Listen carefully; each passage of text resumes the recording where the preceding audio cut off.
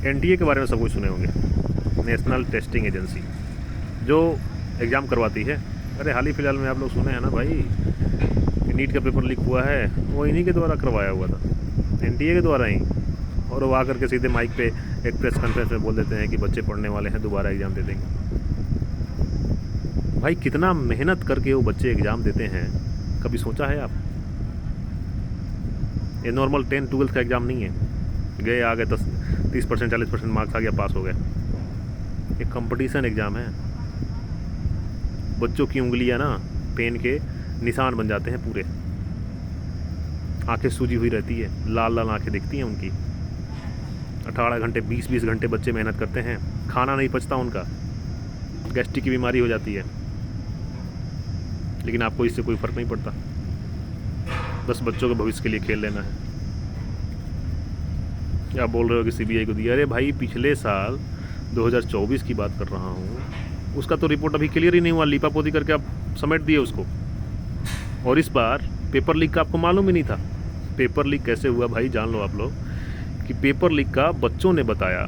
जब बच्चे paper exam दे करके आए तो बताया कि सर ये देखो, ये 4 दिन पहले व्हाट्सएप पे घूम रहा है क्वेश्चन,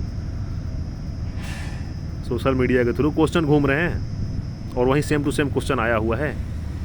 तब इनको पता चली, मूर्खों को, बेवकूफ़ लोगों को भर रखा है एनडीए ने यहाँ पे। तब इन लोगों को पता चला कि पेपर लीक हुआ है।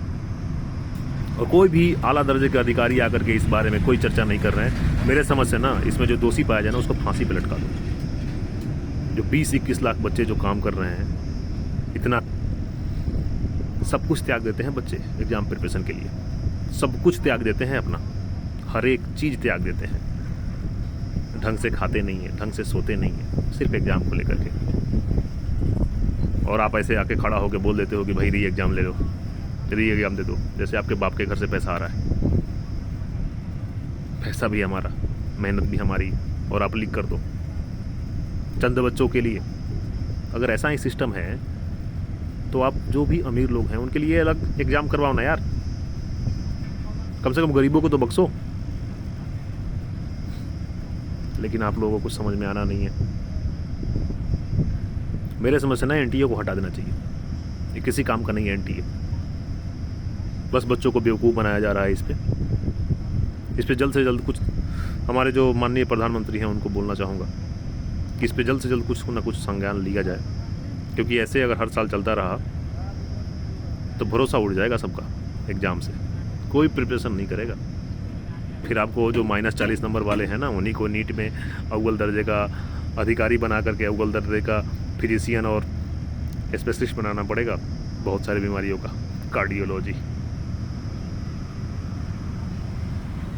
अपील है आप लोगों से, कृपया करके इस पे संज्ञान लें। नहीं तो जैसे कि वो खान सर है ना, बोले थे